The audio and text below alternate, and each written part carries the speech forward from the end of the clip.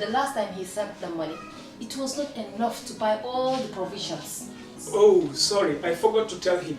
Are you guys talking about money transfer to buy provisions? Yes. But don't you know about Baluwo? Baluwo? What is Baluwo? Baluwo is a service that your son can use to send provisions directly to you guys from the shop. And you don't have to worry about the exchange rate. Tell me how Baluwo works. It's very simple. Just log on to baluwo.com and shop, or download the app on your phone. You can shop on the website or using the app to buy online basic products for your family and friends. With Baluwo, you decide what your money is spent on. Your money, your choice. Buy online products for your family and friends in the Gambia, Senegal, Nigeria or Mali. Baluwo, better than sending money. Jamano Money Transfer Bureau de Change, your go-to option when it comes to money transfer. With Jamano, you can send money from anywhere in the world to your family and loved ones in the Gambia and be sure the funds will be delivered to them within the shortest time possible. For your convenience, funds sent through Jamano Money Transfer can be picked from all the banks and multiple other financial institutions, including Ajib Bank, Trust Bank, GT Bank, Mega Bank, Basic Bank, Reliance Financial Services, and Approved Services. Visit our head office at Bruceby opposite AfricMed next to Trust Bank Limited or email us at info@jamanomt.com. You can as well call us on 310-3050 or 310-3051 or yet still 733-0688. Our opening hours are 8 a.m. to 8 p.m. Monday to Saturday and 9 a.m. to 4 p.m. on Sunday. Jamano Money Transfer, your most trusted money transfer service where customer satisfaction is paramount. When you think of a simple, fast, and reliable money transfer, think Jamano Money Transfer. Greetings to the First Lady of the Republic of the Gambia and the Second Lady of the Republic of the Gambia. Also to all the dignitaries, also to the Minister of Education, who actually was my teacher. So I pay homage to her as I stand tall here to say thank you. First Mrs. Cole, and then now Honorable Cole. I greet you. I also greet the Governor of LRR, Lower River Region, who's also in our mix. I greet all the dignitaries that are present here today. Mangi am mbégte am kontante bu baax a baax pour di leen nuyu yéen ñëpp seen tur ak seen sant. Di nuyu suñu yaay ñaari yaay yi toog fii di kontaan di am mbégte ci seen taxawaay ci bés bi nga xam ne bés bu màgg la pour jàmbaari jigéen yi. ak seen délégation bi ñu àndal ak ministre bi nga xam ne suñu président His Excellency Adama Barrow moom moo ko yónni fii Honorable Claudia Cole ñu koy nuyu bu baax a baax ci turi président of the Republic. Di nuyu sama borom kër sama xarit sama soppe sama genn wàlla soo gisee ma ñemee nekk ci àll bi di liggéey ay ati at ci biir réew mi bañ gërëmee yàlla ba pare dañ koy gërëm ci taxawaayam ci jàmbaari jigéen yi. I find great pleasure in saying thank you to my husband, my friend, my partner, my confidant, the man who's the wing beneath my wings. Soo gisee ma mun a naaw góor bi la.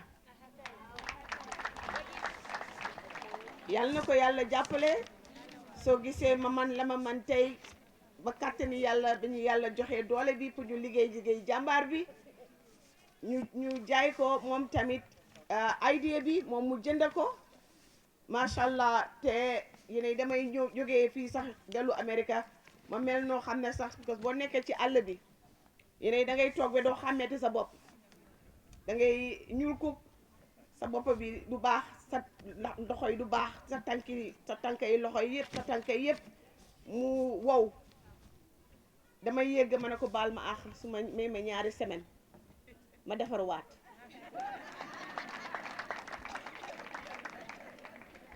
en ñaari semaine yooyu macha allah yàlla ci ndimbalam ak kàttanam damay dellu yàlla ak am yërmande it's a great honor maa ngi nuyu jàmbaari jigéen yi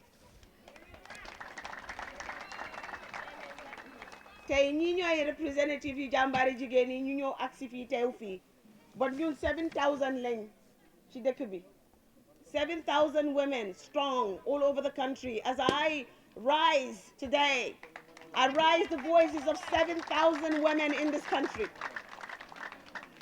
These are the representative of the Tresor women warriors. All of them, we could not bring them. If we bring them here, we will not have the space.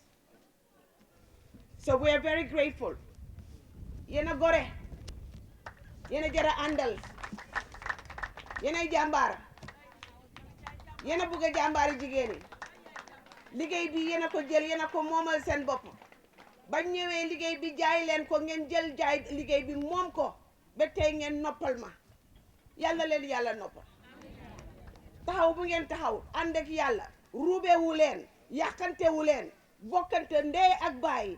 Our strength is in our bravery and in our unity in purpose to lift each other to financial freedom. jigéen ñi liggéey jigéen ñi ñoo génne añaan seen biir ñoo génne yàq ci seen biir ñoo génne sëriñante ci seen biir ñoo génne nga am goro di ko toroxal ci biir kër gi ñoo génne nga am njëkke di ko toroxal ci biir kër gi ngeen jël ngeen ànd ak yàlla ngeen ànd ak yàlla ànd ak yonente bi ànd ak jàmbaari jigéen yi ànd ak man rusloowu leen ma benn yoon bilaay yéen a gor yéen a jara àndal yéen a neex a àndal yéen a ruubewut yéen a baax yéen a tabe yéen a am jom bilaay maa leen bugga yéen bokku leen si jigéeni Gambie yuy yàqante ba ma leen waxee ne fii képp kuy yàqante bokkuloo si ñun képp kuy toroxal moromi jigéen bokkuloo si ñun képp kuy yàq sa moromi jigéen bokkuloo si ñun ba ma leen ko waxee ñaari at mu jafe am na ñu bari ñu nekkoon ci lu bon banañ ko kenn si yéen dafa ñëw ci man mu ne ma aji dama toog ak yow banaa lu bon mu ne ma man dafa am lu ma def dama jël sama wujja dama ko yàqa dama ko yóbbu ci sëriñ aji yóbbu ma sama wujja ma baalu ko axa mu baalal ma parce que maa sëriñ ci doomam ma jël ko ànd ak moom wujjam jigéeni Tresor women warrior la ma ànd ak moom toog ak moom ma ne ko wax ko lan nga ko def mu wax lépp lu mu wax ma ne ko danga koy jéggal dañuy dooraat ñu jooy ju toog tey jàmbaari jigéen boobu moo wujjam ñoo ànd liggéey bu rafet ci biir réew mi liggéey boo xam ne macha allah saa yu ma leen gisee ma ne yaakaar am na ci àddina bi. So we give women second chances. Everybody deserves a second chance.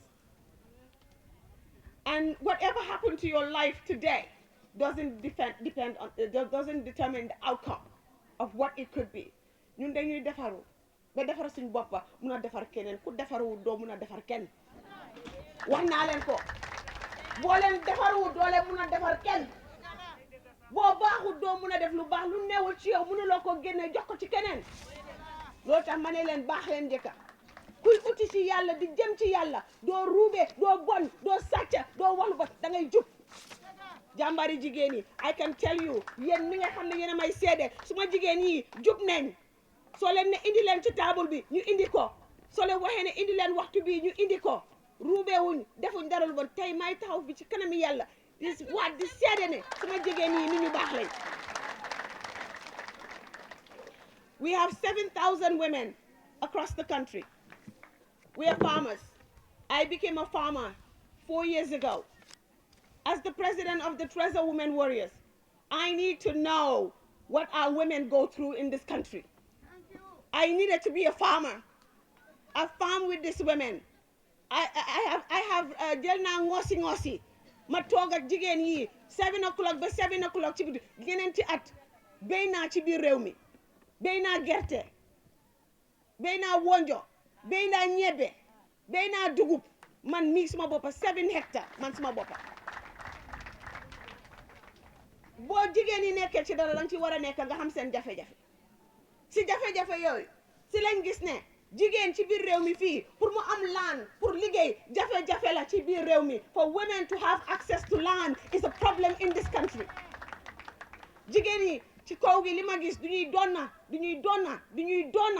doona land seen brother yi seen càmmiñ yi ñoo amee land bi ñoo ko da nga bokk ak nit ndey ak baay nga war a am land sa brother jël land bi abale ko jaay ko may ko jigéen yow nga bëgg a liggéey doo am fooy liggéey dëgg la ndax du dëgg. Access to land, and the Tresor Women Warrior bought a lot of land and gave it to the women to work. ñun jënd nañ ay tool yu bare ñu ngi koy jox jigéen yi ñu ngi liggéey because dañ bëgg a génnee xiif ak ñàkk ci biir réew mi jàmbaari jigéen yi ñu ngi koy def. jigéen yi Gambia sonn nañ te seen taxawaay ci biir réew mi fii waruñ koo foyantoo réew mi dafa sàgganee jigéen yi te fan la starté ci sul biir kër yi seen jabar yi taxawu leen seen jabar yi bés boo leen génnee àddina bàyyi fi njaboot googu kana koo sàmma jigéen ñi seen mbokk yi sàmmaatuñ seen mbokk yi joxatuñ jigéen ñu bari ci jàmbaari jigéen ñi nga xam ne dañ leen yëkkati tey ñuy liggéey seen jëkkër yi am na ñu bari dañ dee buñ deeyee dañ am na ñoo xam ne dañ leen génne ci kër gi ndax loolu du dëgg sa jëkkër moomoon laan bi yow amuloo access to laan bi te jigéen boobu laan boobu rek la am pour mun a ji pour dunda loolu yëpp dal na jigéen yi si jigéen yi jàmbaar yi fii nii ñun dafa mel ni kenn fulaluñu man ba kañ laa ko xam bi ma ñëwee door di liggéey jàmbaari jigéen te jigéen yi Gambia they don't deserve that. su fekkee ne fii ku fi lekka lejum gërëmee ko jigéen yi Gambia waaw dugub bi ñu bari li ma fi gis fii dangay am jabar ñu bari utuñ jabar béykat la ñoo ut góor yu bari utuñ jabar béykat la ñoo ut jigéen yi di leen béyal ñu jël yëpp def ko ci biir store bi jigéen bi ba léegi mooy béy mooy joxe ñoom luñ am rek lu jigéen bi béy moom rek li am ak moom su ko defee nga dem ci store bi dugub bi nga génnee ko waaye li dem ci togga bi yëpp diwlin bi lépp jigéen baa ko yore jigéen yi daw nañ ba léegi cancer baa ngi leen bugg a rey ci biir réew mi feebar yaa ngi leen bugg a rey ci biir réew mi billahi su ma dëgg rek laa leen di wax ak ñun bu leen jànkonteel ci biir réew mi yéen góori réew mi yéen lay waxal jigéen yi luñ nekkee ci biir réew mi métti na cancer bi mu ngi bugg a jeexal jigéen yi ndik stress ndik ñàkk toppatoo seen boppa dama leen di ñaan góori réew mi taxawu leen seen jigéen yi nekk seen réew mi seen doom yi yéen a ngi am doom yi jigéen taxawu leen seen doom yi jigéen yi tey boo leen génnee àddina yéen amu leen benn dono amu leen dara ci àddina lu dul njaboot yi ngeen jur dama bugga ngeen taxawu jigéen yi ngeen yërëm jigéen yi laan boo leen am may leen seen jabar yi bala ngeen di dee may leen seen jabar yi laan bala ngeen di dee bu leen xaar ba dee seen broda yi jël laan bi maye ko jël ko jaay ko may leen seen jabar yi laan bala ngeen di dee tey képp ku fi toog ku fi am laan te mayeguloo sa jabar dama lay ñaan too eegee suba dogal ko laan oyal alkaala bi may ko laan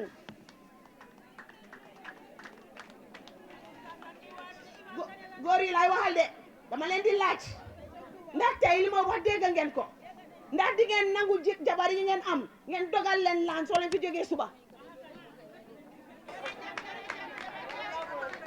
The reason why I speak like this, because financial freedom, you cannot get there without real estate. Financial freedom, mënuloo fa àgga te amuloo land. So ñun ñu ngi liggéey préparer jigéen yi de. Jigéen yi am nañ alal bi léegi ci seen loxo ñu ko téye.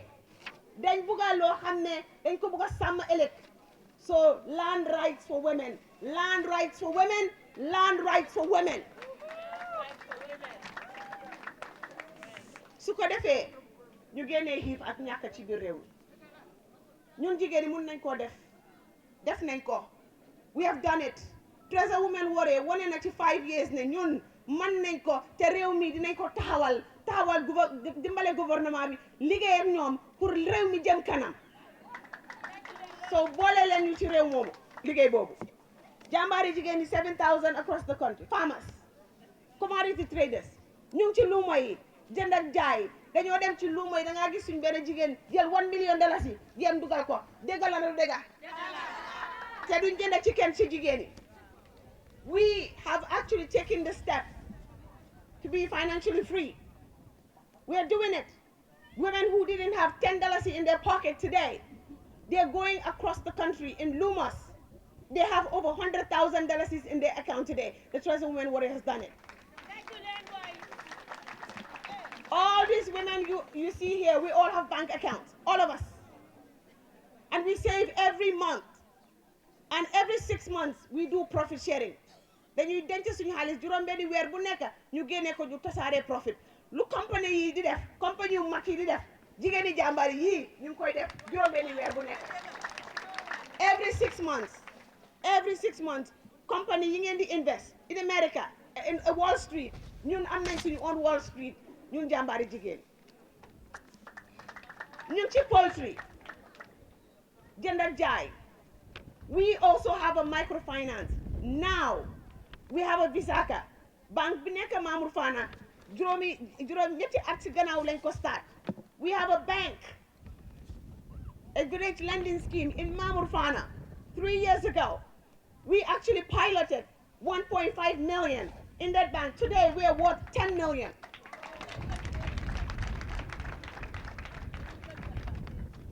And we are projecting in the next 5-10 years, we want to open our own women's bank in this country. The work that we're doing today will enable us to do that tomorrow. We're doing it. Today, everything lu ñu nekk di def mu ñëw yóbbu pour ñu am suñ banki boppa dégga la ndax du dégga. It requires discipline. Dugal nañ discipline si ñoom. It requires understanding time value of money. Dugal nañ ko si ñoom. Suñ jigéen ñi understand nañ luy profit, understand nañ lan mooy reinvestment. So yéen mi nga xam ne yéen a nekk ci corporate bi, yéen a nekk ci gouvernement bi, Tresor Women Warrior mu ngi taalal loxoom. Ñun ñaanuñ kenn parce que ñun ñaan du suñ cër. Lu ñuy wax mooy ngeen ñëw ñu lenkaloo ñu liggéey ñu won leen ñu yóbbu réew mi kanam. Women Enterprise Fund bu ñuy dégga te mosuñ ci gisuñ ci dégguñ ci bugga nañ jàmbaari jigéen ñi ñu am ci mos ci dégg ci. te tey boo leen ñu joxoon Women Enterprise Fund bi billahi doo leen am gàcce boo leen ñu ko joxoon dinañ ci def loo xam ne ëllëg di ngeen toog ne réew mi liggéey na lii jàmbaari jigéen ñi bokk nañ ci jigéen ñi nga xam ne ba leen joxe enterprise bi ko Tresor Women Warrior we have 0 default rate 0 kenn musut a ñàkk indi alal ci table bi profit bi yëpp mu ngay ñëw ci table bi juróom-benni weer bu nekk jigéen ñi yëpp dinañ indi.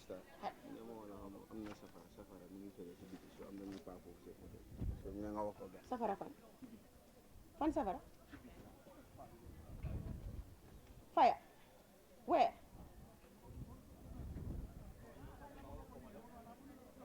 juma la motel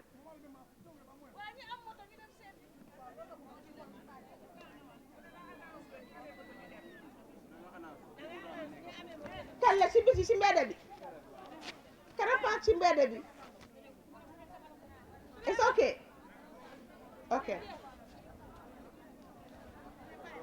So tey jàmbaari jigéen ñi ñu ngi téye 10 million te 1.5 million lañ dooree tey jàmbaari jigéen ñi am nañ 6 farms all across the country tey jàmbaari jigéen ñi ñu ngi mechanize tey jàmbaari jigéen ñi am nañ tracteur bu ndaw boo xam ne Abdoulaye Touré moom moo ñu ko may of Sahel investment jàmbaari jigéen yi tey gaskati gerte am nañ ko jàmbaari jigéen yi tey si suñ lu ñoo wax ak yéen am na luy xolli gerte jàmbaari jigéen yi tey luñ taxaw di wax ak yéen am na luy bees gerte dañ bugg a mu yokk parce que li yëpp benn lañ ci am te bugg nañ machine yi ñu yóbbu ko all across the country. So anybody who wants to partner with the Tresor Women Warriors, because we are not looking for handouts, we want partnership.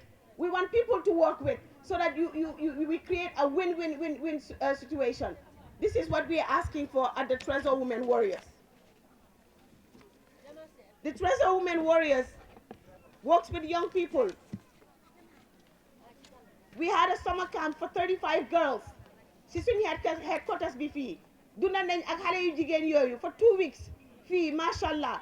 All of them have built a very solid vision plan. Loolu yëpp jàmbaari jigéen yi def na ko si juróomi at yi passé. Fan la jàmbaari jigéen yi bugg a dem? We want to mechanize. We want to grow the food in this country. We want to be part of the solution. We want to work with the government. We want to work with the private sector. We are equipped. We have what it takes, the means, to take this country into this next level. Lima wax yéen pare ngeen pour liggéey. Pare ngeen lu leen nit jox ngeen sàmm ko. Enterprise fund bi ñuy jox jigéen yi bugg ngeen ci. Su ngeen ko joxee di ngeen ko sàmm. Di ngeen ko liggéey. Su ngeen joxee 10 million di ngeen ko def 20 million. They will. They will. I thank all of you for coming today, for standing in solidarity with the work of the Jambari Jigen. It is the most difficult endeavor I've ever engaged in, but it's the most rewarding. Adamaka, thank you. Thank you. Thank you. Thank you. Dama bëgg ngeen jóg ngeen tàccul ma sama jëkkër sama xarit sama soppe pour liggéey bi yëpp li ma jàppale mu taxaw jigéen yi taxaw leen.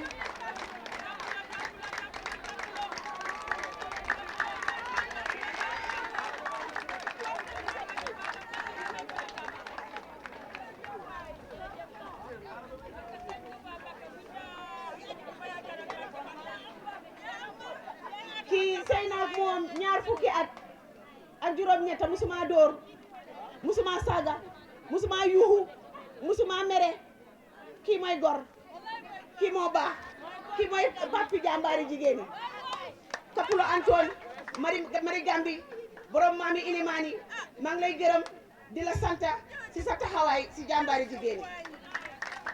Thank you. Thank you.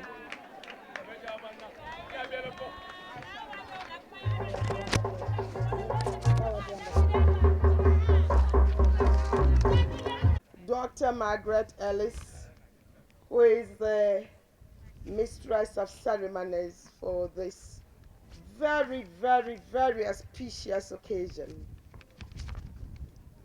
I don't think we could have had a better person. Your Excellencies, the First Lady, Madam Fatoumata Barbaro, and the Second Lady, Madam Sajo Mbalo Barrow.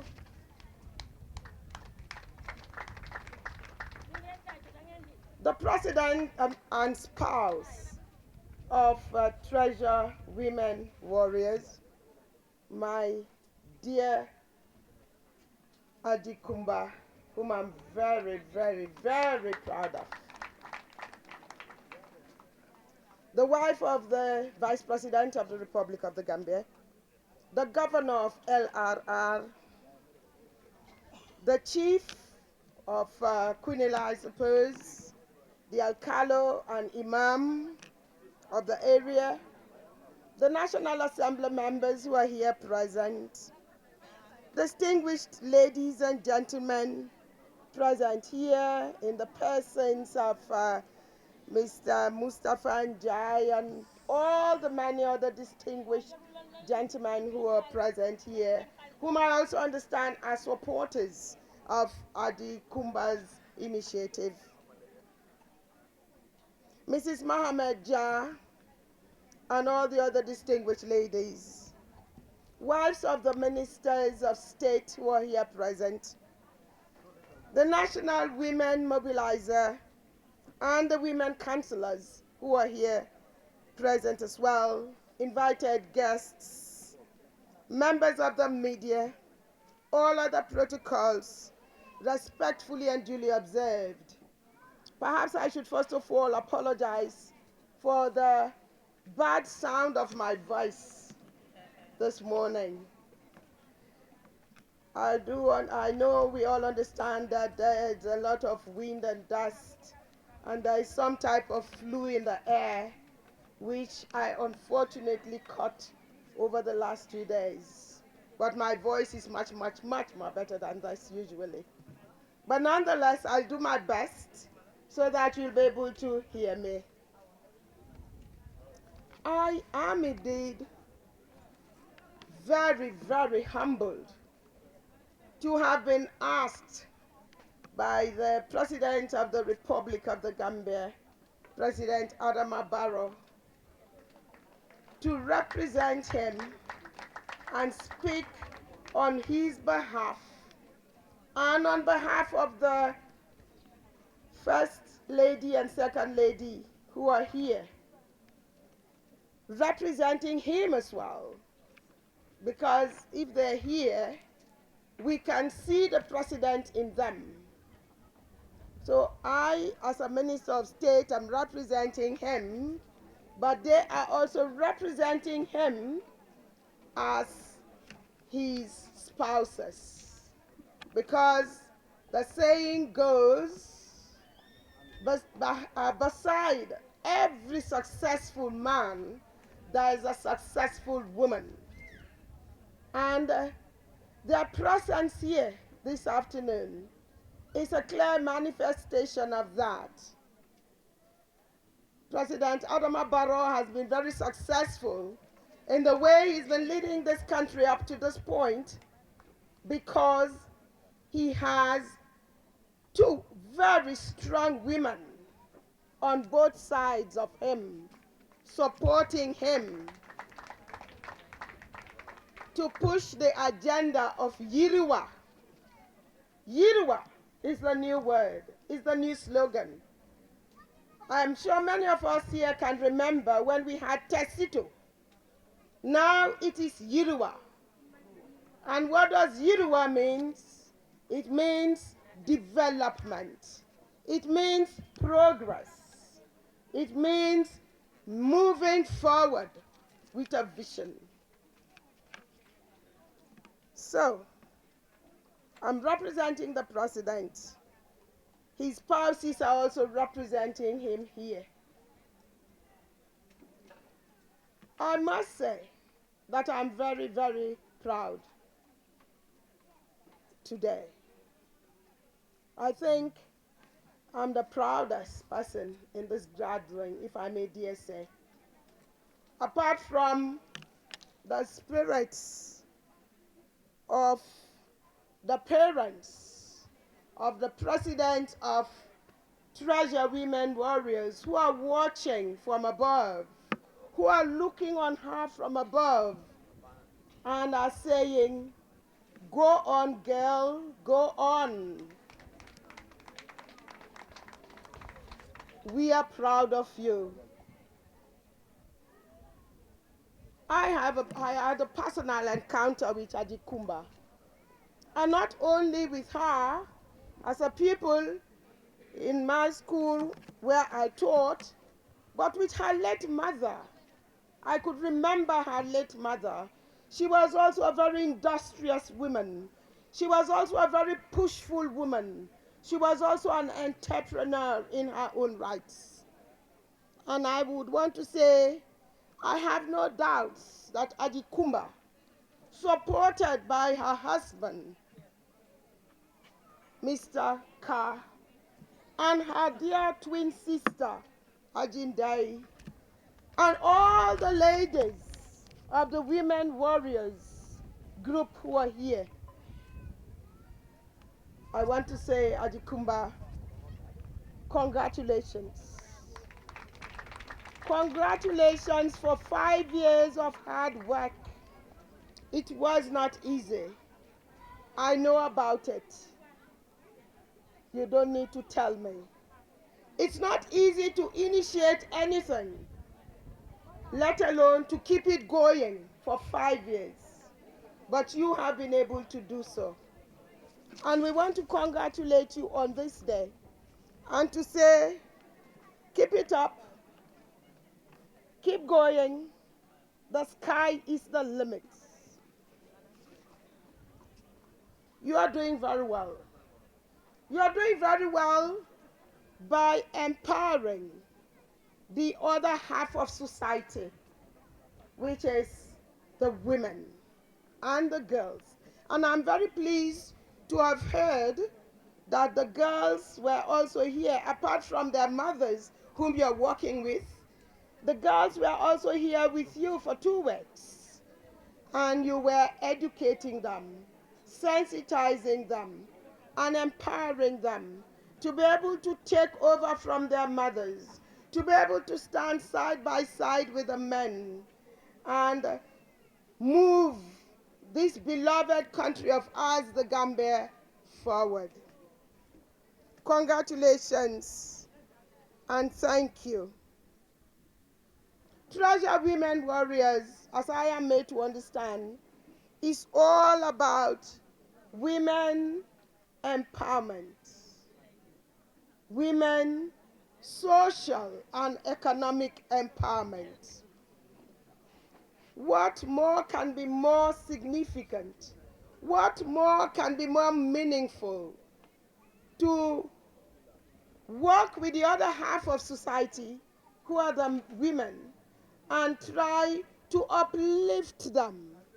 We talk about the SDGs, and we understand and we have read the 17 social development goals, and one of them talks about moving out of poverty. And that is exactly what you are doing. You are trying to get the women to move out of poverty and become social and economically empowered. There is no better crusade than what you are doing. Just yesterday, I was invited by the Office of the First Lady to support her to launch the No More campaign to violence against women, being championed by the Secretary General of the Commonwealth. And we all know that the First Lady, Mrs. Fatoumata Barbaro, is also a champion of women's rights. She is also a champion of women's empowerment. She's a champion of girls' education, because the girls who are in our schools today are going to be the women who are going to be leading this country tomorrow. And Ajikumba, thank you for beginning to preparing them, or joining my ministry and all other organizations that support girls' education to prepare them even now. We talk about the youths of today, the young people of today are the leaders of tomorrow. But we cannot wait until when they become leaders tomorrow to prepare them. And that is why we are all trying to do a good job by preparing them today for their leadership positions tomorrow. Thank you very much. We all know that the President of the Republic of the Gambia, His Excellency President Adama Barrow, values the women of this country very much. He attaches a lot of value to their development, to their growth, and to their empowerment. And that is why today, like you mentioned, there is the Women Empowerment Fund. And the women are accessing that fund. Many of them have got loans from that fund. Many of them are working with the monies that they got from that fund.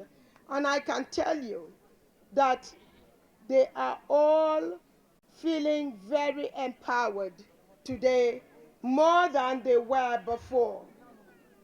Because, like you said, we're going to be listening to the testimonies of the ladies, of the women you're working with today. But I'm sure there are a lot of testimonies from many more women out there who could tell you how much they have been empowered socially, economically, over the last 7 years since President Adama Barrow took over the reins of this country. So we want to thank you, Ajikumba, for contributing to national development by trying to empower the over 7,000 women in our society. And I know you are not going to only stop at 7,000 women, but you will be counting more. Thank you very much for this notable initiative. It is a wonderful one. And you know, Ajikumba, that we met some time ago, and I told you that it will be helpful if you work with the mothers' clubs. And I am sure in this region, you are already working with the mothers' clubs, because we have mothers' clubs in this region to support girls' education and women's empowerment. You're already doing that. But I would want to ask kindly that you don't only stop the initiative and the good work you're doing in Lower River region, but you will go right across the country from Combo to URR. All the women in this country need empowerment.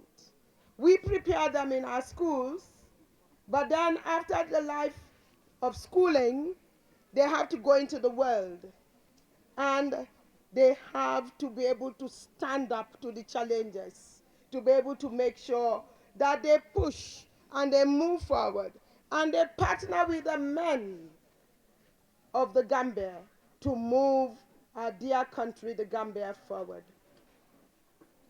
One sector of society cannot do it. Only the men cannot do it. And that is why it is important that the men pull the women along and move together with them to be able to bring development to the Gambia. Ajikumba, you made some very, very, would I say, serious statements.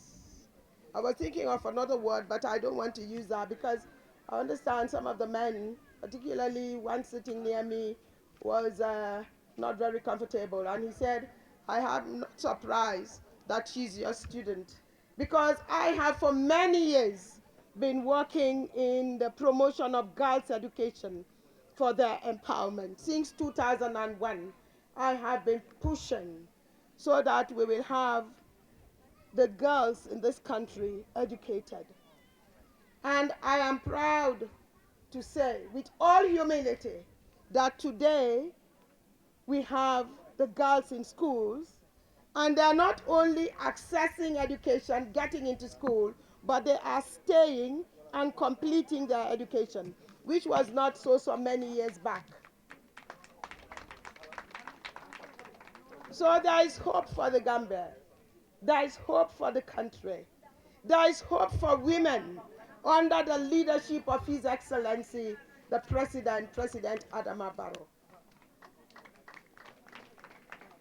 He definitely would have loved to be here today, but because of an equally pressing event, important event like this one that he has to attend to, and this is a bicentenary celebration in Janjambure, he's not able to be here, and that is why I'm stepping in for him. I know his shoes are too big for me to put my feet into, but then I am trying to do my best to speak in his voice, to say, Adikumba, congratulations, well done, keep up the good work, do not relent. I am sure the caliber of your invitees who are here, following behind the First Lady and the Second Lady, and all the other noble, distinguished gentlemen and ladies who are here, are enough encouragement for you to know that the good job you're doing is being acknowledged, is being recognized, and it is being supported. So keep it up. The sky is the limit. Do not relent. We'll always be there for you. And of course, you can count on me. You can continue to count on me. And you can continue to count on the First Lady and Second Lady, the spouse of the Vice President, the spouse of Mr. Mohammed Jah, and all the others who are here, who have been supporting you throughout the first 5 years. We will continue to support you to the next 5 years, the next 10 years, the next 50 years, until we get all the women in the Gambia empowered socially, culturally, and most importantly, economically, because that is your vision, and that is the vision of the president, and that is my vision as well. So on that note, I want to thank you very much and to congratulate you and say, well done, keep it up.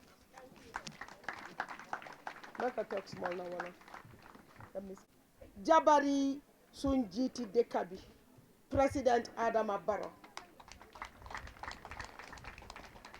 Because xam naa ne teewal luñ fi seen bopp rek dañ fi teewal seen jëkkër because xam naa ne taagoo woon nañ ko ne dañ fee ñëw te su fekkee ne moom àndu toon ak li Aji Kumba sos ak li moo liggéey ni ko noon jabaram yi duñ fi ñëw waa dafa nekk ne daf ci bokka dafa kontaan ci loolu kontaan ci liggéey Aji Kumba bi moo tax bañ ko taagooyee mu ne leen dem leen man nag maa ngi ko fi taxawal tey because dafa am beneen palace bu mu dem du ne dafa tuutil bi tuutilu ko in any way ni ko noonu ni ma ko waxee jabaram yi duñ fi nekk tuutilu ko in any way ni ko noonu man du bindal leetar ne ma demal ma ta Tresor women celebration xelam a ngi fi yaramam moom ci boppam rek moo fi nekkut waaye xam naa ne xelam a ngi fi so jërë leen jëf si ñëw bi pour ñëw support first lady ak second lady support Aji Kumba ba pare wax président bi ne ñu ñoo yow la foo ñu yóbbu rek foo ñu ebal foo ñu won foo ñu joxoñ foofu la ñoo jublu ci di la support jàppale la pour nga liggéey dëkk bi ñu ngi ko wax ñun jigéen yi génnewuma ci suma boppa ñun jigéen yi yépp ñu ngi ko wax jërëjëf ci lim ñu dooleel lim ñu jàppale ñun ñëpp xam nañ ne depuis bim jëlee dëkk bi ba tey bim jëlee nguur bi bàyyiwu jigéen yi gannaaw bàyyiwuñu gannaaw ci benn boor mu ngi ñu jàppale ci jànga bi mu ngi jàppale jigéen yi tamit ci lu ñoo mun a amal seen boppa ndax ñoomi tamit mu ñu mun a taxawal seen boppa ñoomi tamit ñu mun a def seen loxo boole seen loxo ci liggéey dëkk bi bi léegi ñu ngi wax yiruwaa te yiruwaa mooy yokkute fi nekk nii bëgguñ fee em dañ bugg a yokku dañ bugg a yokkute ñëw si ñun so ñu ngi ko wax jërëjëf ñu ngi ko wax jërëjëf bu baax a baax ba pare ñu ngi ñaanal Aji Kumba ñu ngi wax jëkkëram tamit Mr Ka ñu ngi ko wax jërëjëf pour nim ko jàppale ñu ngi ko wax jërëjëf si jàppale bi ñu ngi laa ñaanal di ko ñaanal moom itamit liggéey bi yal na yàgga ci loxoom te liggéey bi yal na yokku ci loxoom yal na kontaan ci liggéey bi yal na toog ba ne la ma xoox ba ma jiyoon guy gu rëy bi la def moom lañ koo ñaanal na kwina la badingolu al nimbara al kalo sefo imam kwina lankolu aning molu be mimbijang duntangolu be first lady Fatumata Baro, second lady Madam Sajo Bambalo Baro, andung na governor anu mo kumayalu be mimbijang nga al nimbara nga alfo ala barka alinata jang nga lonko mo jama bota kombo kana ha silo jamfata bari hani bi molu wulita swamanda juna inte 7:30 le mumboto na suokono ko lafita na jang pour 10 o'clock anu 10 o'clock yentara jang anu mo jama nga lonko itolu fana bota ila kordalu somanda juna pour kana jang ali fana ali mimbe jang ali ye luntangolu dia ali ye kuolu beke pour ni molu nata isi kontan isi sino ye kafu nyinga bango anung ibe kontan la lafita kafo aji kumba nimbara abarka bake ala nyindo ko alama ala se barako keje alama aye yurwa alama aye tanyato alama fem tekela mimbe alonko wolebe ala doko mutala katuko molu mimba koma akema anung intolube kontanta anung intolube mbe tarala koma ka mutafe ka support pour doko seta nyato alimbara. I'm honored to be here. I want to give honor to the First Lady that is here today, the Second Lady, the Minister of Education, and the wife of the Vice President, and also the Governor that is here today. I'm going to answer 5 questions for you today because they have been asked to Kumba, and so I'm going to clarify them. The first one is, who am I?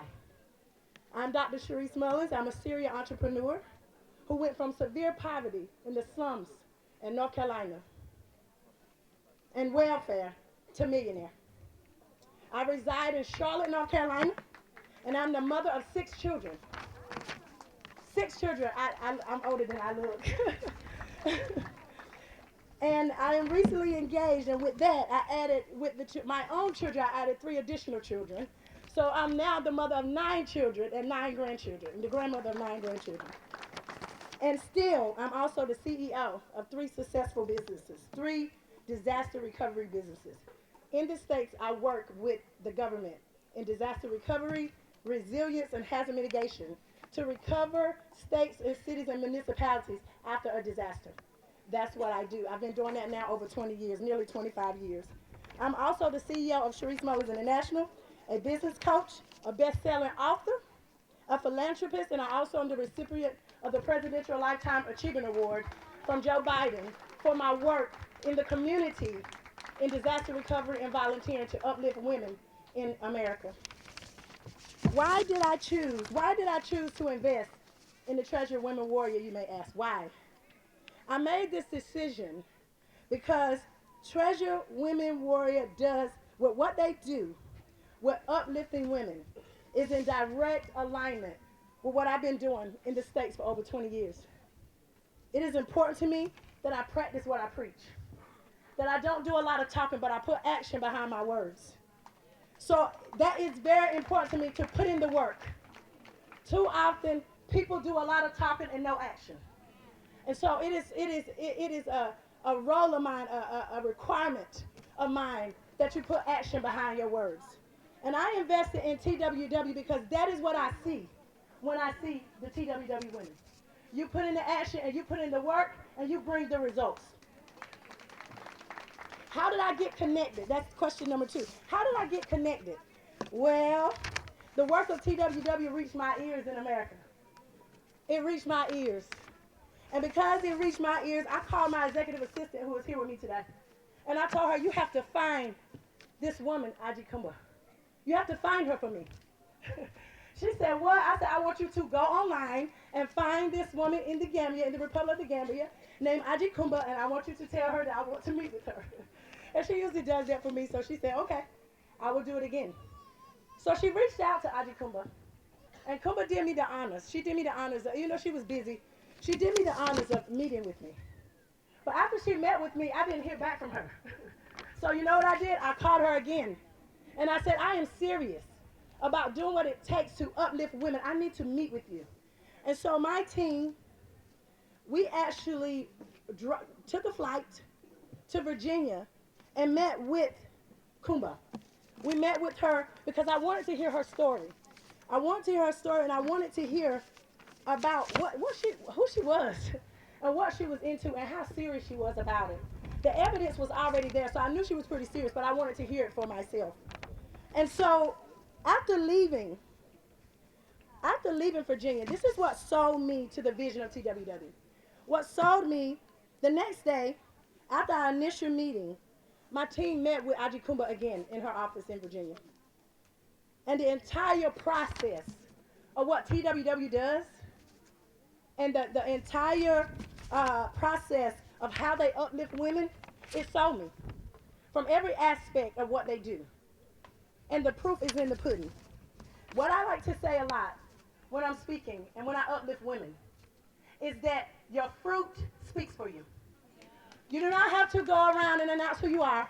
I don't have to tell everybody I'm a doctor. I don't have to tell everybody everything that I do. My fruit speaks for me.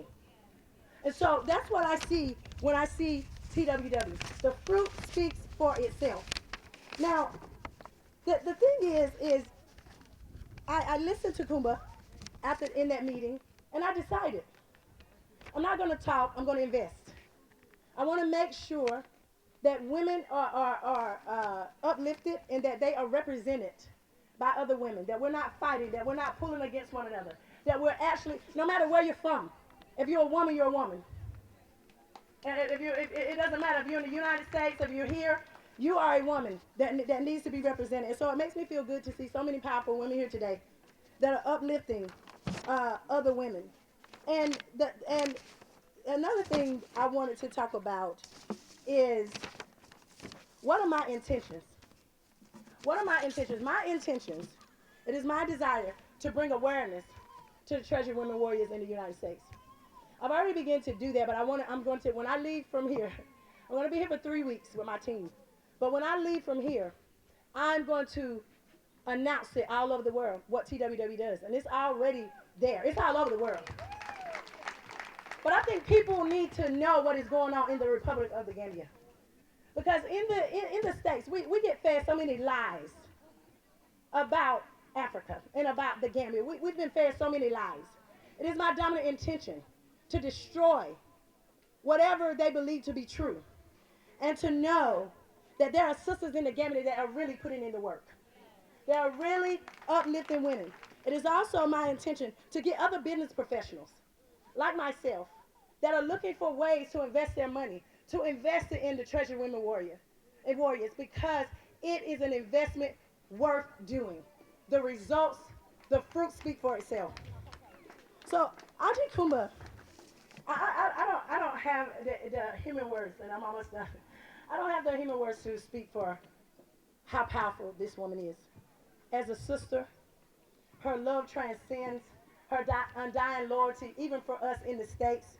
And I just want to tell you thank you. Thank you for being a true sister.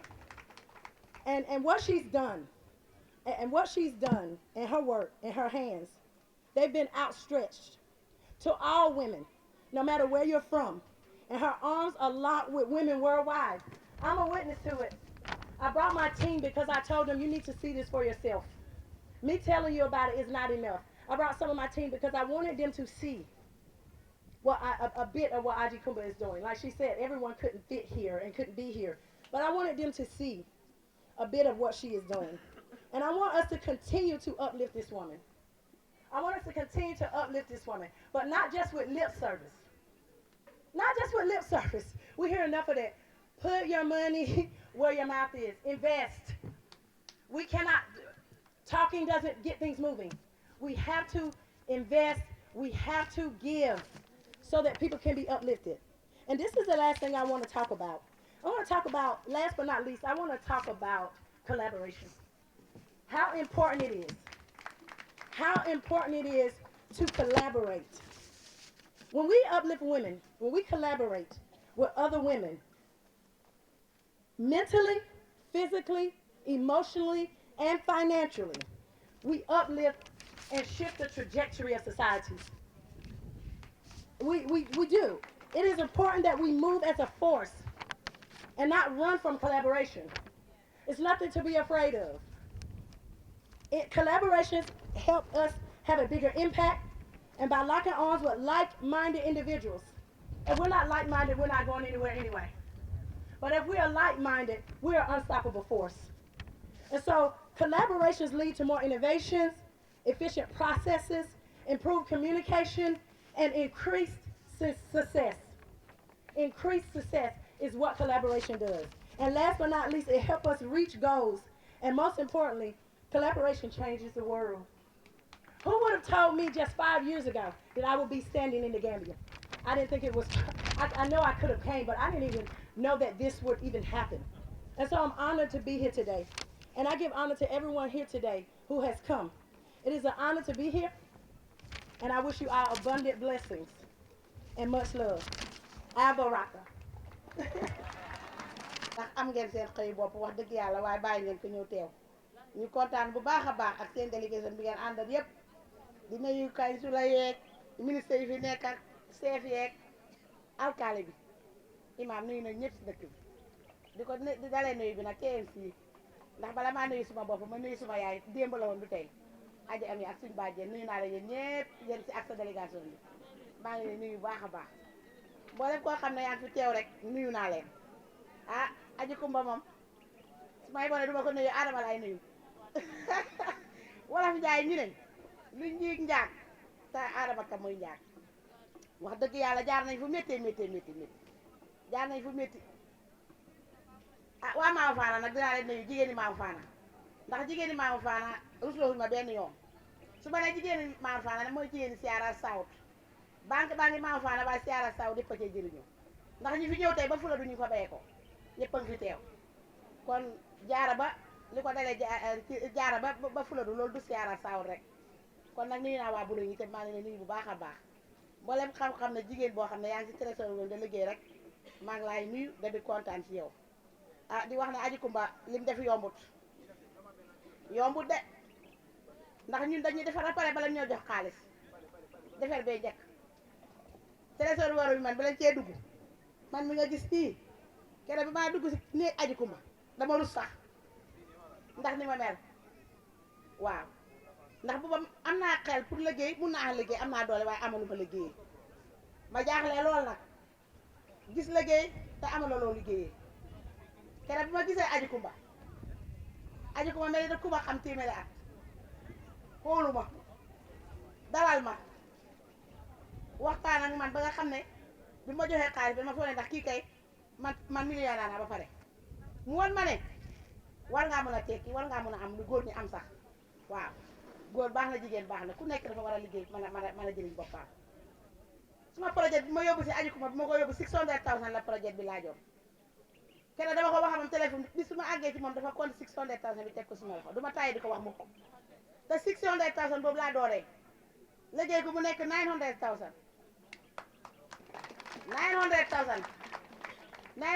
bi ñu ko liggéeyee bi ñëwee mu ne ma dañoo séddoo profit ma ne ko baax na biñ séddoo profit mu jëlaat 115 bi mu xam dama koo jox jigéen ñi ma ne ko soo ko jox jigéen ñi kon jox ko suñu jigéen ñi Maamu Faana mu ne ma mu ne ma loolu nga wax ma ne ko waaw mu ne ma kon léegi xam nga du maa def ma dama ko xaaj damaa jox benn 100 bi jigéen ñi Maamu Faana benn 50 ma yóbbu ko Balangaar ma ne ko baax na ba tey ma ñibbi Maamu Faana di ko xaar ñaari fan laa fa mu kool ma mu ne ma dama bëgg a ñëw waxtaan ak jigéen ñi Maamu Faana yi de bala ñëw liggéey ma ne ko waaw ba tey keroog bi mu ñëwee toog ñu waxtaan mu ne ma léegi nag naka la ma ne ko ñi nga xam ne ñu ngi liggéey comme man nekk ci dëkk bi ma ne ko ñun laa bëgg a tànn ma dajale leen pour ñu toog waxtaan ak ñoom mu ne ma yow de li ma séentoon si yow laa gis soo ma waxoon ne ma suma doom laa ko jox wala suma rakk mu ne ma konoon damaa jóg rek ñu bi mu ne ma waaye bi ma ne damaa tànn ci dëkk bi ñoo xam ne nii bu ñëwee liggéeyee xaalis mu ne ma ko boobu laa toog nag xam ne yow maa yow danañ mën a ànd noonu laa jóg ñu tànn suñ baana yi ci dëkk bi ak jaaykati légumes yi yëpp ñu ñëw toog ñu waxtaan ak ñoom it ñu kontaan ci ba bëgg a dee kere bu ñu yëkkatee 100,000 boobu jox ñu balaa ñoo wax next year gaa yi liggéey nañ 200,000 bi aji ñëwee ñu ne dañoo séddee profit bu jëlaat 100,000 bi dolli waa leen ko léegi gaa yi amaat 200,000 fi ñu toll nii groupe boobu léegi mu ngi ci 300,000 te emut ci groupe boobu rek groupe boo dem léegi suñ ñaame ne groupe boo dem ñii 100,000 ñii 200 ñii 300 50,000 xanaa ñu commencé bees li banque bi tasaare si xaalis foofu noonu ah macha allah sant yàlla foogu ñoo ne jigéeni àll bi dañ ko mën a liggéey te am na ñoo xam ne bi ñu leen joxee xaalis sax dañoo ragal aji ko ba mu ñu jox fit de am na ñoo xam ne mosu ñoo dem banque buñu demee pour yóbbu dugal seen profit di banque sax dañoo jaaxle ñu ne ñoom dem nañ ba banque waaye xamuñ sax naka la ñoo def te léegi jigéen boo gis waxuma Tresor waru mel sax waaye jigéen boo gis léegi am na buggi boppam comme li jigéen ñi doon wax fii rek loolu laa bëgg a dooleel jigéen ñi léegi dañ jàmbaar jigéen ñi jàmbaar nañ ba pare xam nañ xam-xam bi ndax képp koo xam ne yaa ngi liggéey Tresor waru mel jàng nga business bala ngaa liggéey daf la xamal la pare jox la xaalis nit ñi am nañ fi xaalis yu bari ba tey muy yàqu nit ñi leb nañ fi banque ba tey ñu téye leen waaye macha allah Tresor waru mel fi ñu toll nii sant yàlla la ñu def sant aji kumba ak jëkkër ndaxte lii nii tey buñ gisee ñuy mën a génn fu rafet génn fu baax faj suñ soxla yi Tresor waru mel moo ko wax kon nag duñ taay mukk di leen sant heure bu nekk tey jigéen ñi tamit nag ah boo déggee yaa ngi yàq da nga xamut waaye soo xamee doo yàq ndax xew yi dañ ci daan dem nga xam sa 5,000 benn xaw ñëw nga tasaare te loolu yëpp wàññeeku na léegi si jigéen ñi ndax jigéen ñi xam nañ fu dem denc banque léegi waaye ngénte daf la am nga jëkkati sa 5,000 wala sa 10,000 nga tasaare ko benn bis liggéey ko si fukki fan yàq ko si benn fan loolu yëpp xam-xam baa si jigéen ñi kon léegi li ñoo def mooy aji kumba duut ne xaalis rek la ñu jox de daf ñu xamal naka la ñoo dundee mu soog ñoo jox xaalis te suñ doom yi tamit may kontaan trop ndax fii daaw foo naan lu mat ñeent fukki xale ñëw nañ fi pour bi school tëjee pour ñëw mu defal leen xam-xam suma doom man ci la bokk ndax man suma doom ji dafa demoon ba gëleen naay mu bàyyi aji kumba dafa ñëw fekk ko suma kër mu ne waa kii na lan la fee def ma ne ko kii dafaa bay mu ne ma bay ma ne ko dafay bay mu laaj ko ban lii nga toll mu ne ko gëleen naay aji na ko dangaa jàng moo ma ne ko antigu mu ne ko dangaa jàng yow doo fi toog di bay mu ne ma gaa kii dem tool di dafaa dem bay dafaa dem jàng kera la xale bi delluwaat dem grade 10 léegi mu ngi université dugg na université te moom nii moo ko def si moom wóor na li ma wax wóor na si ma waa maa faana yëpp ñu ngi ne suma xale yi bàyyi woon a jàng ñëw toog ci kër gi moom mii moo tax mu dem tey ba mën a dugg li université kon kii emut ci defal jigéen ñi rek dafa ñoo defal suñ doom yi kon bon lu ñooy ñaax rek mooy liggéey bii képp koo xam ne muy nguur gi muy projet yi muy lu nekk soo bëgg a dimbale jigéen ñi bëgg a dimbale waa kaw gi war ngaa liggéey ak aji kumba ndax ñu mën see jot ndax bu projet bi bari ñëw nañ fii def féel li tax projet yi di féel man agriculture laay liggéey projet bi bari ñëw nañ def féel li tax ñuy féel joxuñ ko ñu ko war a jox liggéey boo ko joxut koo ko war a jox liggéey bi dafa am féel nañ ko jox ni ñu ko war a jox ñu liggéeyee ko liggéey bi mën a dem kanam léegi li ma bëggoon a wax yëpp ñu ne lu duf ci nawet xayu ci cin li ñoo def rek mooy sant yàlla rek te kontaan rek tey mënumaa wax yëpp li ma bëgg a wax waaye nag kontaan naa trop si jigéeni Gambia te jigéeni Gambia bëgg nañ lu baax ndeke ñëpp a bëgg lu baax képp koo gis fii mu ñëw président la bàyyi gannaaw mën na ñaar fukki nit te kon nag su fekkoon ne tey gisuñ ci lu nga xam ne nii moo leen jaral kenn du fi teew dañ gis lu ko jar li ko jar moo ko jar waaw li ko jar moo ko jar kon aji kumba jërëjëf gàcce ngaalaam ñu ngi lay ñaanal jàmm di la ñaanal sutura di ñaanal compine bii Tresor waru mel ca kaw ca kanam waaw léegi nag moom du ñu wax rek ah ñaanuñ kenn yow waanuñ kenn ndax te ñu ne ku jógee woon fukk tey nga xam million kon wax nga ne yow yaa ngee dem kon nag sant yàlla ñu ngey dem waaw ñu ngey dem bu baax a baax a baax Tresor waru mi jigéen ñi ci bokkul nag beeba nga siraat sa bopp ndax xam na lu ne ci yow waaye képp koo xam ne yaa ngi Gambie da liggéey yaa ngi Tresor waru mel léegi bu ñëwee ba dem West Coast nga xam ne Tresor waru mel danaan ca ci àll ba la nekkoon dem na West Coast foo dem léegi ci lii bi du na not banque du fekk Tresor waru mu fa kon nag li ma bëgg a wax mënu ma ko wax tey waaw dem la ñuy def ku demul tardé kaay la ñu dem ku demul tardé ah te man ba tey mënu maa wax yëpp tey sama xol dafa sedd mënu maa wax tey moom damaa sant rek waaw damaa sant rek wax dëgg yàlla su ma waxee lu bari juum tey moom dama kontaan trop anti amee nuyu naa leen ñëpp di kontaan bu baax di kontaan nag ci suma maam faane ak suma géwél yi bañ a trésor war yu mel di ko commencé ci kër ga ba tey ñoom la yéen a am gor yéen it yéen a gore waaw. jërëjëf first ladies yi maa ngi leen a sargal ak yéen ñi toog si high table bi yëpp. Aji Kumba xam nga fan laa war a commencé ak Adama maa ngi gis Binta dafay mu nga toog fële Binta xam na yóbbu waaye bu ma jaar foofu njëkka xam ma bàyyi foofu rek ñii fi ñu commencé dafa sori dox seen lañ seen yaay juddoo mu nekk suñ mag ñu yaru ndoor mu jógee fa seen noppa yaayam ñëw sëy si ñu persévérance ñu jàkkaarloo kër ñu dëkk ko suma yaay ñu juddu ñu yar leen Binta mu nga fële seen mag la yàlla boole ñu nag si liggéey ñu gis li moo liggéey mu war ñu suñu warugal la pour suñu gisee doomi réew bu mel ni moom ñu jàppale ko loolu rek moo tax ñu def ko ak ñi mel ni yow ñu ngi laa ndokkeel nag fa ku nekk am na bésam fañ toog ne li tax ñu toog fa mooy nit ku nekk bésam la am te nit doo ko xeebal bésam bon lu mu tànga lu mu yàgga dinañ toog xaar taranga ba mut baat jërëjëf nag baat bu gàttala toujours ma wax ko ku deful dara doo ko dégga bon yow yaa ak sa sixandoor ak Adama bi leen jàppale jërë ngeen jëf thank you. ñi ngi nuyu ñëpp ñi fi teew kilifa yi fi teew Tresor Women Warriors yi fi teew gan yi fi teew di leen ñaanal yéen ñëpp jàmm di la wax jamono dafa soppeeku parce que man musuma ñeme président musuma toog ak président parce que soldat la dama am sama place mais yàlla mboole mag ñaari président yu ma ñu fexe ba ma ñeme leen ñu indi ma Gambie ñu liggéey fi liggéey bu takku ndaxte boo xoolee àdduna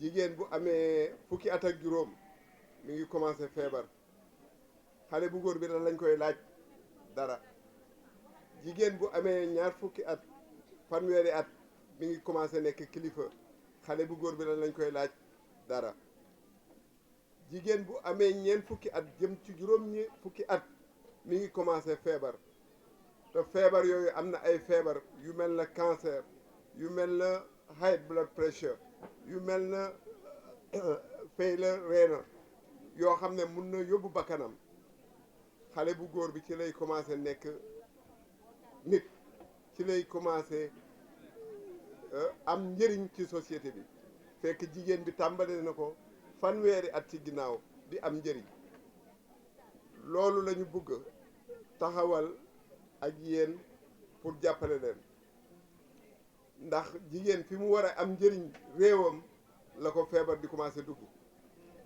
dinañ leen taxawu tàmbale nañu gis nañu 350 jigéen am na ñu ci feebar alhamdulilah commencé nañu faj bi ñi ci des li ci war dinañ ko def te dinañu dox suñu programme pour que kenn li ñu mën a def pour wàññi feebar bi ñu def ko ñi li ñu mën a def pour ñu feebar ñu bañ a sonn dañ ko def bu la ñaari président seexee day yomb jaa ngeen jëf yàlla na yàlla jàppale jërëjëf Aliou.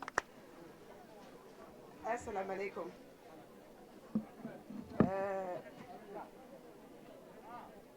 am those for words man xaw ma sax lu may wax parce que yàlla su leen boolee ngeen jóge ci benn ngeen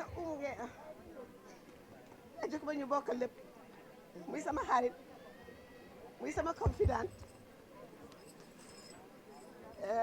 dégg la jiital naa la parce que da nga jar a jiital parce que da nga mandu ku déggu nga ku xam fi ngay teg sa tànk man maa la war a gërëm waaye lii rek la mbokk munal mbokkam ku am mbokkam téye ko mbokk rek a wóor parce que soo jaaxlee sa ay mbokk dañ ne dëkkandoo sax dina toonu nekk mbokk waaye kii sama xarit la kii jàmbaar la kii maa mën a wax ci moom parce que maa ko xam bu baax a baax a baax li ngeen di wax ci moom yëpp su ngeen ma ko laajee tey du ma fi jóge waaye yal na la yàlla defal jàmm 5 years toogoon nañ fi wax ko toogaat fi wax ko di sant suñu borom yal na la yàlla defal jàmm yéeni bi nga am nekk Musdalifa bi ajeejee Màkka wooma ne ma maa ngi Musdalifa yàlla dafa mel dafa am lu ma yonent yàlla Jibril daf ma feeñu ma ne ko affaire bi jaaxal ma mu ne ma dama taxawu jigéen ma ne ko taxawu jigéen ma ne ma waaw ma ne ko loolu du yomba ci jigéeni Gambia pour taxawu leen yombut because jigéeni Gambia we are very small but we are very complex meaning jiite ñu dafa métti torop ànd ak ñun dafa métti jox leen alal pour ñu liggéey itam dafa métti waaye nag yow xam naa ne am naa ci yow yaakaar parce que doo bàyyi ku dul bàyyi nag jàmbaar rek lay doon doomu jàmbaar rek lay doon parce que kii ku xam yaayam Fat Jeng si bunti Muslim High School jaay muroo ice ak liba wax dëgg yàlla Alaaji Aliou Jeng di suma maam ki njëkk a dawal Rolls Royce si Gambie kon milliardaire lañ ko doon ooyee Bella Jeng mi nga xam ne mooy woon géwalam ñoo fekk suma yaay bunti Muslim High School mu ngi jaay ice ak muloo liba mu ne ko fekk dafa demoon fayali doomam school fees parce que dama leen di wax yéen kan mooy seen président dama leen di wax kan mooy seen jiit ak kan moo ko meññ parce que jigéen bi am jom moo ko jur ci 68 Dobson Street kon nag tey jii gàcce ngalaama Alaaji Aliou Jeng dem bella mu ne ko yow Alaaji Aliou Jeng Fat Jeng day yàq sa der parce que mu ngay jaay mburoo li ba ak ice ci bunti school bi fii mu ne ko dafa bëgg a mel ni baayam kon tey Ajikuba doon na nga waxuma la doon na nga sa maam Alaaji Aliou Jeng mais doon nga sa yaay kon yàlla la yàlla defal jàmm award bi dama koy rafetlu bu baax a baax waaye award bi dama koy jël delloo ko président of the Republic of the Gambia président Adama Barrow di ko wane award bi damay ànd ak jigéen ñi Tresor women warrior dama koy teg ci loxo women moom laay ba bi kii Maymuna Balde dama bëgg nga ñëw jëlal ma award bi parce que yaa may yóbbu award bi parce que jigéen ñi dañuy ñëw ci président Adama Barrow waxtaan si ak moom ñu ne mu xam ne jigéeni Gambia jigéeni Tresor women warrior liggéey rek moo leen ñor te jigéenam jiit ànd ak ci Tresor women warrior jël award bi la dinaa ko ko jox ñu ànd ak délégation bu takku bu mag indi jël si award bi kon nag may mun a kaay leen jël award bi nga yóbbu ko su ma amee jot dinaa ñëw ñu schedule ko ñu ñëw jël si ko mbokk lii rek la munal mbokkam Ajikuma maa ngi lay gërëm di la sant gërëm gu amul xaas am nga julite nga am nga diine am nga pas-pas am nga gis-gis te jàmbaar ni yow lay doon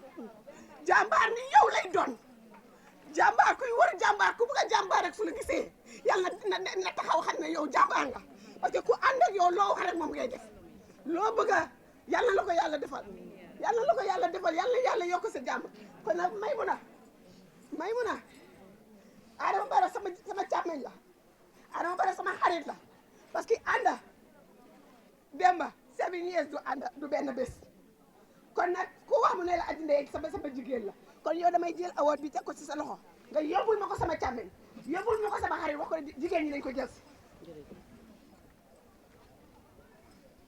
jërëjëf. Ladies and gentlemen, growing up as a young girl, I yearned to be that woman who will be unseen. The unseen woman to be seen and the unheard to be heard. And then I crossed paths with this lady standing by me. What she did was, took faith and put it in front of me, and took fear, put it behind me. And I can authoritatively say today, the reason why I am Nene Frida Gomez, shining and glowing, it's because I'm stealing part of her glow and her shine. And she let me take it. And in front of the whole world, again and again, Auntie Kumba, I say I appreciate you and I love you from the bottom of my heart. Thank you very much for this opportunity. Thank you.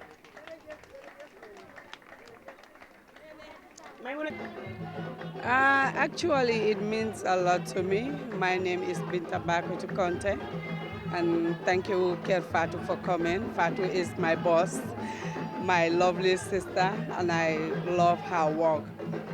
I am a woman from Gambia, from a humble background, so I like to help my own people. So when I had Aji is doing like Tresor Warrior Women, that was maybe like 5-6 years ago when I crossed path with her. And the little I had that time, I put in to uplift women.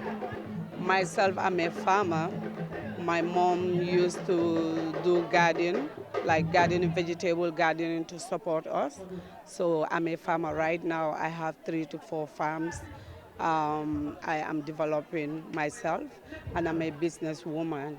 I live in Atlanta, and I have over 60 women working for me from all over West Africa.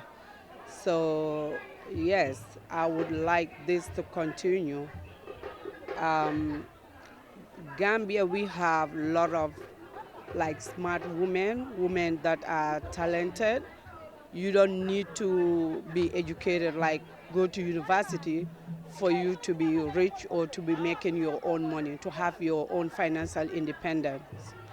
You can be a market seller, or you can be a farmer, or you can be any kind of business, and you can make it in your own way.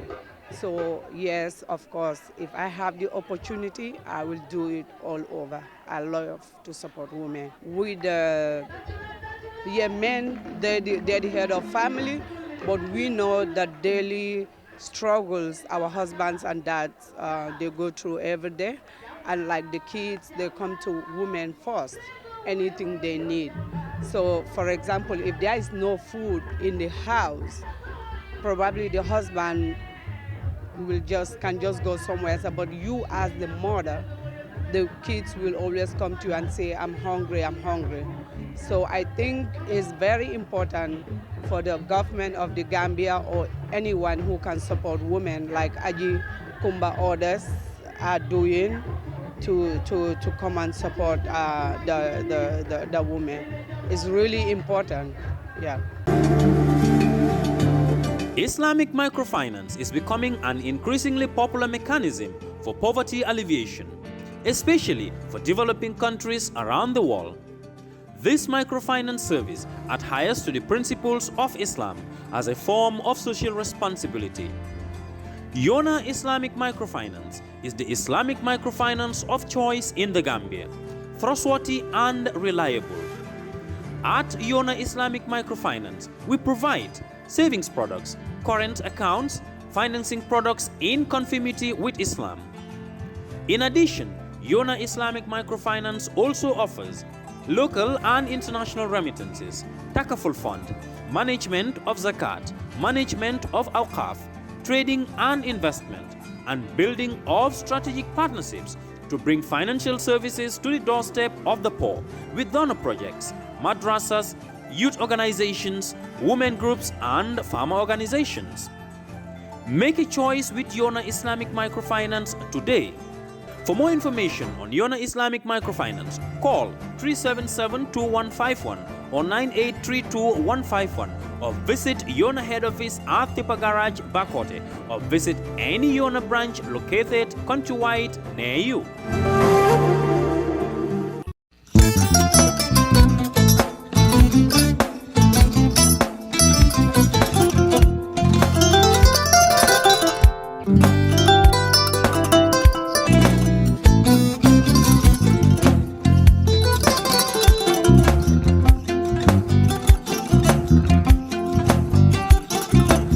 Agada. Mbijan aganyani. Albaka. Mbaka important. Yo, nga transfer la sto. Ya transfer la sto. Ha, code nyinji. Okay. Korsan. Nsila ID soto. Ah, sa soto. Sorry. Agada. Mbijan bro. Albaka. Mbaka. Bara alla service o tariya. Ah, mbare mo ki janna nun kunu bara tariya. Ah, jannom yona forest de bureau. Gambia tonkon na no mbari ya bere. Ha. birin koyna fo kato bari si kodo kino kato nim fo bolon blabe to 56 branches mola soto Gambia jam ha Gambia kono ani Gambia bantala bankol nka kodo kiya bere to kodo sifa fo falindiro fo nyaadi lafta memmen na kodi to poto nin kodi maraw jannam number 1 di nyonta andum fana nata anoda enterprise sotale wala nyindi ko domorol fana kol fana be firale de dadi ma nin domorol din fana be teat Gambia dawda yalo ngam fa kendol sotale je wo moyo diat apelenta ni wo ka ni lafta nyelen kendol e binaji yalo bu kanina ko la baraka ba yalo ndel ciosano lo abaraka